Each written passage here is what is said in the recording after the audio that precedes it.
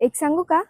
गेल्या 7-8 दिवसापासून रोज नित्य नियमाने व्यायाम करायचा प्रयत्न करते. आज आहे 21 जून, जागतिक योग दिन. आज रोजच्यापेक्षा थोडं लवकर उठून योगा करणार आहेच. त्याचबरोबर आई योगाची प्रात्यक्षिकं दाखवणार आहे. तर चला बघूयात. फक्त 8 दिवस झालेत रोज व्यायाम करायला सुरुवात करून. तुमच्यापैकी बरेच जणांचे प्रश्न असतात, तू आधीच बारीक आहेस ग, मग व्यायाम कशाला करतेस?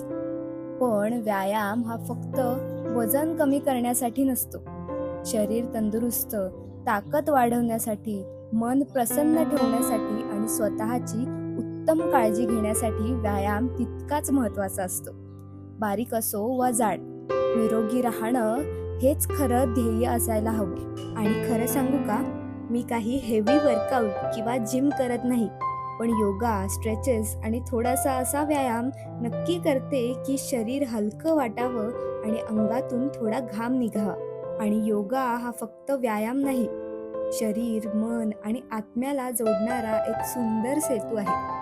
हजारो वर्षांची भारतीय परंपरा असलेला योग आज संपूर्ण जगाने स्वीकारला आहे.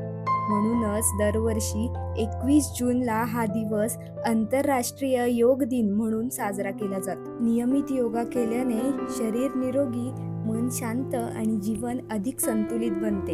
आणि योगा करण्याचं खरं इन्स्पिरेशन मला माझ्या आईकडून मिळतं. तुम्हा सर्वांना योग दिनाच्या हार्दिक शुभेच्छा.